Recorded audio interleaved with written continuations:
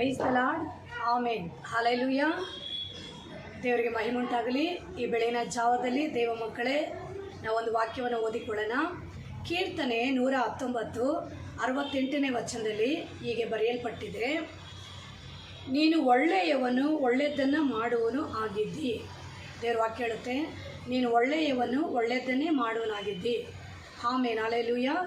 ದೇವರು ತುಂಬಾ ಒಳ್ಳೆಯವರು, ಒಳ್ಳೆಯದನ್ನೇ ಮಾಡುವಂಥ ದೇವರಾಗಿರ್ತಾರೆ. ಹಾಗಾಗಿ ನಾವು ವಾಕ್ಯದಲ್ಲಿ ನೋಡ್ತೀವಿ, ಹೌದು, ದೇವರು ತುಂಬಾ ಒಳ್ಳೆಯವರು. ಆತನು ಎಲ್ಲರಿಗೂ ಒಳ್ಳೆಯದನ್ನೇ ಮಾಡುವಂಥ ಸರ್ವಶಕ್ತಿಯುಳ್ಳ ದೇವನಾಗಿದ್ದಾನೆ. ಆಮೇನ್. ಹಲ್ಲೆಲೂಯಾ. ಈ ಲೋಕದಲ್ಲಿ ಪ್ರತಿಯೊಬ್ಬರು ವಿಧ ವಿಧವಾಗಿರ್ತಾರೆ ಅಲ್ವಾ. ಅಂದರೆ ಲೋಕದಲ್ಲಿ ಒಳ್ಳೆಯವರನ್ನ ನಾವು ಯಾರನ್ನ ನೋಡೋಕ್ಕೆ ಆಗ್ತಾಯಿಲ್ಲ. ನೋಡೋಕ್ಕೆ ಮೇಲ್ ರೀತಿ ಎಲ್ಲ ಒಳ್ಳೆ ರೀತಿಯಾಗಿ ಕಾಣಿಸ್ಕೊಳ್ತಾರೆ. ಆದರೆ ಒಳಗಡೆ ನೋಡಿದ್ರೆ ಅನೇಕರು ಹೆಂಗಿರ್ತಾರಂದರೆ, ಅವರ ಮನಸ್ಸುಗಳು, ಅವರ ಹೃದಯಗಳು ಬೇರೊಬ್ಬರಿಗೆ ಮೋಸ ಮಾಡಬೇಕು, ಅನ್ಯಾಯ ಮಾಡಬೇಕು, ಅಕ್ರಮ ಮಾಡಬೇಕು, ಲಂಚ ಅಲ್ವಾ. ಅನೇಕರಿಗೆ ಈ ರೀತಿಯಾಗಿ ಕೆಟ್ಟ ಒಂದು ರೀತಿಯಾದ ದ್ವೇಷ, ಹಗೆತನಗಳು ಲೋಕದ ಎಲ್ಲ ಮನುಷ್ಯರ ಹೃದಯಗಳಲ್ಲಿ ಉಂಟು. ಕಾರಣ ಇದೆಲ್ಲ ಸೈತಾನಿಂದ ಬರುವಂಥ ಒಂದು ಕ್ರಿಯೆಗಳಾಗಿರ್ತವೆ. ಆದರೆ ದೇವ್ರ ವಾಕ್ಯ ಹೇಳುತ್ತೆ, ಆತನು ಒಳ್ಳೆಯವನು, ಒಳ್ಳೆಯದನ್ನೇ ಮಾಡುವನಾಗಿದ್ದಾನೆ. ಹಲ್ಲೆಲೂಯಾ. ಯೇಸು ಸ್ವಾಮಿ ತುಂಬಾ ಒಳ್ಳೆಯವರು. ಅವರು ಯಾವತ್ತೂ ಎಲ್ಲರಿಗೂ ಒಳ್ಳೆಯದನ್ನೇ ಮಾಡುವ ದೇವರು, ಯಾರಿಗೂ ಎಂದು ಕೆಟ್ಟದನ್ನು ಮಾಡುವ ದೇವರು ಆತನಲ್ಲ. ಆತನು ಒಳ್ಳೆಯವನಾಗಿರುವುದರಿಂದಲೇ ಈ ಲೋಕದಲ್ಲಿ 2000 ವರ್ಷಗಳ ಹಿಂದೆ ಆತನು ಸಿಲುವೆ ಮೇಲೆ ಲೋಕದ ಎಲ್ಲ ಮಾನವರಿಗಾಗಿ ಆತನು ರಕ್ತವನ್ನು ಚೆಲ್ಲಿ ಪ್ರಾಣವನ್ನೇ ಕೊಟ್ಟನು. ಇದರಲ್ಲೇ ನಾವು ನೋಡ್ತಾ ಇದ್ದೀವಿ, ಯೇಸು ಸ್ವಾಮಿ ಎಷ್ಟು ಒಳ್ಳೆಯವರು. ಪಾಪಿಗಳಿಗೂ ಕೆಟ್ಟು ಹೋಗಿರೋರಿಗೆಲ್ಲ ಆತನು ತುಂಬಾ ಒಳ್ಳೆಯವನಾಗಿದ್ದಾನೆ. ಹಲ್ಲೆಲೂಯಾ. ಅಪೊಸ್ತಲರ 10:38ನೇ ವಚನದಲ್ಲಿ ಬರೆಯಲ್ಪಟ್ಟಿದೆ, ದೇವರು ನಜರೇತ್ ಯೇಸುವನ್ನ ಪವಿತ್ರ ಆತ್ಮದಿಂದಲೂ ಬಲದಿಂದಲೂ ಅಭಿಷೇಕಿಸಿದನು. ದೇವರು ಆತನ ಸಂಗಡ ಇದ್ದದರಿಂದ ಆತನ ಉಪಕಾರಗಳನ್ನು ಮಾಡುತ್ತಾ ಸೈತಾನಿಂದ ಬಾಧಿಸಲ್ಪಡುವನ್ನೆಲ್ಲ ಬಿಡುಗಡೆ ಮಾಡುತ್ತಾ ಸಂಚರಿಸಿದನು. ಹೌದು, ಯೇಸು ಸ್ವಾಮಿ ಈ ಲೋಕದಲ್ಲಿ ಇರುವಂಥ ಸಮಯಗಳಲ್ಲಿ ಯೇಸು ಈ ಲೋಕದಲ್ಲಿ ಎಲ್ಲರಿಗೂ ಒಳ್ಳೆಯದನ್ನೇ ಮಾಡಿದನು. ಆತನು ಎಲ್ಲರಿಗೂ ಅಂದರೆ ರೋಗಗಳಿಂದ ಬಿಡುಗಡೆ ಮಾಡಿದ್ರು, ದೆವ್ವ ಕಾಟಗಳಿಂದ ಬಿಡುಗಡೆ ಮಾಡಿದ್ರು, ಅನೇಕರು ಪಾರ್ಶ್ವವಾಯು ರೋಗಗಳಿಂದ ಬಿಡುಗಡೆ ಮಾಡಿದ್ರು, ಕುಷ್ಠರೋಗಿಗಳನ್ನು ಮುಟ್ಟಿ ಗುಣಪಡಿಸಿದ್ರು, ಕಣ್ಣಿಲ್ಲದವರಿಗೆ ಕಣ್ಣು ಕೊಟ್ಟರು. ಎಷ್ಟೋ ನಾನಾ ವಿಧವಾದ ರೋಗಗಳಲ್ಲಿ ಯೇಸು ಸ್ವಾಮಿಯ ಬಳಿಗೆ ಜನರುಗಳು ಬರುವಾಗೆ ಯೇಸು ಎಲ್ಲರಿಗೂ ಬಿಡುಗಡೆ ಕೊಟ್ಟು ಅವರುಗಳನ್ನು ಆಶೀರ್ವದಿಸಿದ. ಆಗ ದೇವರು ಎಲ್ಲರಿಗೂ ಒಳ್ಳೆಯದನ್ನು ಮಾಡಿದ್ರು. 5 ರೊಟ್ಟಿ 2 ಮೀನು 5,000 ಜನ ತಿಂದು ತೃಪ್ತಿಯಾಗಿ 12 ಪುಟ್ಟಿ ಮಿಕ್ಕುವಾಗೆ ದೇವರ ಅದ್ಭುತಗಳನ್ನು ಮಾಡಿದ್ದಾನೆ. ಏಸಪ್ಪ ಈ ಲೋಕದಲ್ಲಿರೋಗೆ ಎಲ್ಲರಿಗೂ ಒಳ್ಳೆಯದನ್ನೇ ಮಾಡಿದ. ಸೈತಾನಿಂದ ಬಾಧಿಸಲ್ಪಡೋರು ಎಲ್ಲರಿಗೂ ಆತನು ಬಿಡುಗಡೆಯನ್ನು ಕೊಡುತ್ತಾ ಸಂಚರಿಸಿದನು. ಹಲ್ಲೆಲೂಯಾ. ಆ ಯೇಸು ಸ್ವಾಮಿನ ನಂಬಿರೋಂಥ ಪ್ರತಿಯೊಬ್ಬರು ನಾವು ಸಹ ಏನು ಮಾಡಬೇಕು? ಒಳ್ಳೆಯದನ್ನೇ ಮಾಡಬೇಕು. ಯೇಸು ಸ್ವಾಮಿ ಎಲ್ಲರನ್ನ ಪ್ರೀತಿಸ್ತಾನೆ, ಎಲ್ಲರನ್ನ ಕ್ಷಮಿಸ್ತಾನೆ.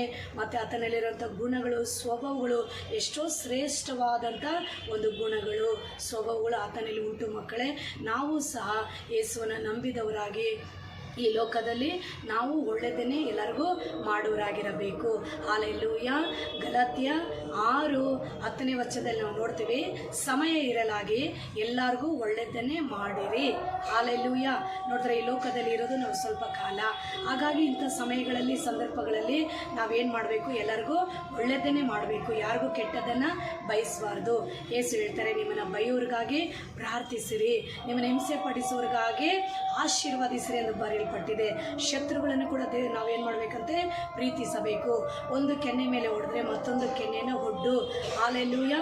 ಎಷ್ಟು ಅದ್ಭುತವಾಗಿ ಯೇಸು ಸ್ವಾಮಿ ನಮಗೆ ಈ ಕಾಲದಲ್ಲಿ ಈ ಸತ್ಯವೇದದ ಮೂಲಕವಾಗಿ ದೇವರು ಹೇಳಿಕೊಂಡಿದ್ದಾನೆ. ಹಾಗಾಗಿ ನಮಗೆ ಯಾರೆಲ್ಲ ಕೆಟ್ಟದನ್ನು ಮಾಡ್ತಾರೋ ನಾವು ಅವ್ರಿಗೆ ಒಳ್ಳೆಯದನ್ನು ಮಾಡೋಣ, ಒಳ್ಳೆಯದನ್ನು ಬಯಸೋಣ, ಅವ್ರಿಗಾಗಿ ನಾವು ಪ್ರಾರ್ಥನೆ ಮಾಡೋಣ. ಯಾಕಂದರೆ ದೇವ್ರ ವಾಕ್ಯ ಹೇಳುತ್ತೆ, ಒಳ್ಳೆತನದಿಂದ ಕೆಟ್ಟತನವನ್ನು ಗೆಲ್ಲಬೇಕು. ಹಲ್ಲೆಲೂಯಾ. ನಮಗೆ ಕೆಟ್ಟದನ್ನು ಮಾಡೋರುಗಳಿರ್ತಾರೆ ಲೋಕದಲ್ಲಿ. ಹೌದು, ನಮ್ಮ ಕುಟುಂಬದಲ್ಲಿ ಕೆಲವರುಗಳು ಅಲ್ವಾ, ನಮಗೆ ಕೆಟ್ಟದನ್ನು ಬಯಸೋರು ಇರ್ಬೋದು, ನಮ್ಮ ಅಕ್ಕಪಕ್ಕದಲ್ಲಿ ನಮಗೆ ಕೆಟ್ಟದನ್ನು ಬಯಸೋರು ಇರ್ಬೋದು, ಒಂದು ವೇಳೆ ಸಭೆಗಳಲ್ಲಿ ಕೂಡ ನಮಗೆ ಕೆಟ್ಟದನ್ನು ಬಯಸೋರು ಇರ್ಬೋದು, ಕೆಲಸ ಮಾಡೋ ಜಾಗಗಳಲ್ಲಿ ನಮಗೆ ಕೆಟ್ಟದನ್ನು ಬಯಸೋರು ಇರ್ಬೋದು, ನಾವು ಹೋಗುವ ಎಲ್ಲ ಕಡೆಗಳಲ್ಲಿ ರಿಲೇಷನ್ಗಳ ಮಧ್ಯದಲ್ಲಿ ಕೆಟ್ಟದನ್ನು ಮಾಡುವಂಥ ಕೆಲವರುಗಳು ಬಯಸೋರು ಇರ್ತಾರೆ. ಹಾಗಾಗಿ ನಾವೇನು ಮಾಡಬೇಕಂದ್ರೆ ಅವರುಗಳ ಮಧ್ಯದಲ್ಲಿ ನಾವು ಬೆಳಕಾಗಿ ನಾವೇನಾಗಿರಬೇಕಂದ್ರೆ ಆ ಮಕ್ಕಳಿಗೆ ಮಾರ್ಗದರ್ಶಿಗಳಾಗಿ ನಾವಿರಬೇಕು. ಯಾಕಂದರೆ ನಾವು ಯೇಸುನ ನಂಬಿರೋದ್ರಿಂದ ನಮಗೆ ಸತ್ಯ ಗೊತ್ತಿದೆ. ಅನೇಕರು ಯೇಸು ಸ್ವಾಮಿ ಬಗ್ಗೆ ಗೊತ್ತಿಲ್ಲ, ಅನೇಕರು ಯೇಸುನ ನಂಬಿದ್ರು, ಅನೇಕ ಜನಗಳಿಗೆ ಸತ್ಯವನ್ನು ಇನ್ನೂ ಸರಿಯಾಗಿ ಅವರಿಗೆ ಗೊತ್ತಿಲ್ಲದೆ ನಡ್ಕೊಂಡಿರ್ತಾರೆ. ಹಾಗಾಗಿ ನಾವೇನು ಮಾಡಬೇಕಂದ್ರೆ ಒಳ್ಳೆಯದನ್ನೇ ನಾವು ಮಾಡೋಣ. ಹಾಲೆಲೂಯ. ನಾವು ಒಳ್ಳೆಯದನ್ನು ಮಾಡುವಾಗೆ ದೇವರು ನಮಗೆ ಒಳ್ಳೆಯದನ್ನು ಮಾಡೋನಾಗಿರ್ತಾನೆ. ಆಮೇಲೆ ಹಾಲೆಲೂಯ. ದೇವ ಮಕ್ಕಳೇ, ಈ ಲೋಕದಲ್ಲಿ ಯೇಸು ಸ್ವಾಮಿ ಯಾವ ರೀತಿಯಾಗಿ ಒಳ್ಳೆ ಕಾರ್ಯಗಳನ್ನು ಮಾಡಿದ್ರು ನಾವು ಅದೇ ರೀತಿಯೇ ಒಳ್ಳೆಯದನ್ನು ಮಾಡೋಣ. ದೇಶಗಳಿಗಾಗಿ ಪ್ರಾರ್ಥಿಸೋಣ, ಅಳಿದು ಹೋಗೋ ಜನರಿಗಾಗಿ ಪ್ರಾರ್ಥನೆ ಮಾಡೋಣ, ನಮ್ಮ ಸುತ್ತ ಇರುವಂಥ ಜನಗಳಿಗೆ ಪ್ರಾರ್ಥನೆ ಮಾಡೋಣ, ನಮ್ಮ ಗ್ರಾಮದ ಜನಗಳಿಗೆ ಪ್ರಾರ್ಥನೆ ಮಾಡೋಣ. ನಮ್ಗೆ ಯಾರೆಲ್ಲ ಕೆಟ್ಟದನ್ನು ಬಯಸ್ತಾರೋ, ನಮ್ಮನ್ನು ಅವಮಾನಿಸ್ತಾರೋ, ನಮ್ಗೆ ವಿರೋಧವಾಗಿ ಮಾತನಾಡಿಕೊಳ್ತಾರೋ, ಎಲ್ಲ ವಿಷಯಗಳು ನಾವು ಕಿವಿಯಲ್ಲಿ ಕೇಳಿದ್ರು, ಕಣ್ಣಲ್ಲಿ ನೋಡಿದ್ರು, ಆ ಎಲ್ಲ ವಿಷಯಗಳ ಮೇಲೆ ನಾವು ಬೇಸರಗೊಳ್ಳದೆ ದೇವರ ಪಾದದಲ್ಲಿ ಹೋಗಿ ನಾವು ಪ್ರಾರ್ಥನೆ ಮಾಡೋಣ.